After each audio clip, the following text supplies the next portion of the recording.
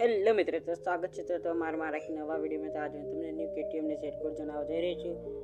તો set code જાણવા પહેલાં જો તમે મારા ચેનલમાં નવા હોય તો મારા ચેનલ સબસ્ક્રાઈબ કરો, જેથી તમને સુધી આવનારા નવા વિડીયો પહોંચી શકે.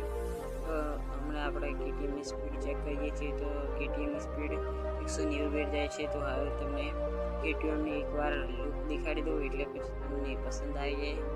પછી હું તમને સેટ કોડ સેટ કોડ પણ આપી દઉં છું.